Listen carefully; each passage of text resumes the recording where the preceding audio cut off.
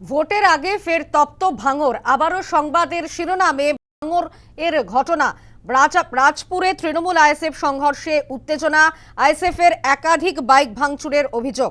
রাজাপুরে ইফতার পার্টিতে যোগ দেওয়ার কথা ছিল বিধায়ক নওশাদ সিদ্দিকীর। তার আগে এলাকা পরিদর্শনে যায় আইএসএফ কর্মীরা। অভিযোগ, সে সময় তৃণমূল কর্মীরা হামলা চালায়। অভিযোগ অস্বীকার স্থানীয় তৃণমূল।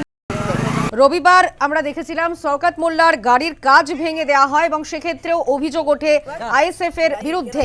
এবং আবারও দেখা গিয়েছে তপ্ত ভাঙর। রাজাপুরে তৃণমূল আইএসএফ সংঘর্ষে রীতিমতো উত্তেজনা ছড়ায়। আইএসএফ এর একাধিক বাইক ভাঙচুরের অভিযোগ। রাজাপুরে ইফতার পার্টিতে যোগ দেওয়ার কথা ছিল বিধায়ক নওশাদ সিদ্দিকীর। তার আগে এলাকা পরিদর্শনে যায় আইএসএফ কর্মীরা এবং সেই সময় তৃণমূল কর্মীরা হামলা চালায় বলে অভিযোগ। অর্থাৎ রবিবারের পর আবারও কিন্তু দেখা গেল সোমবারের ঘটনা। আজকের ঘটনা নিয়ে আইএসএফ এর কি অভিযোগ শোনাবো। তৃণমূলের দুষ্কৃতীরা এখানকার বাইকগুলো ভাঙচুর করেছে। করার পরে আমার যে বাইকটা ছিল, বাইকটা এখান থেকে ভাঙচুর করে ওরা সোজা টেনে নিয়ে ওদের পার্টি অফিসে গিয়ে, ওদের পার্টি অফিস নিজের ওরা ভাঙচুর করেছে। যতদূর খবর আছে, আমার গাড়িটা ওখানে রেখে দিয়ে যাতে আমাদের নামে দই দেওয়া যায়।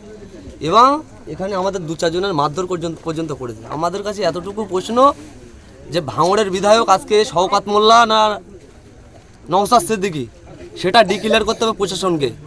কারণ বারংবারই আমরা ভাঙড় 1 নম্বর ব্লক কি 2 নম্বর ব্লক কি নওশাদ সিদ্দিকী ভাইজানের যারা দলটা করে, আইএসএফ দলটা করে, বারংবারই এই নটোরিয়াস ক্রিমিনালের ইঙ্গিতে কেন বারংবারই এই ভাঙড়ে অশান্তি হয়, তার জন্য আমরা তো পুরো দায়ভার করব।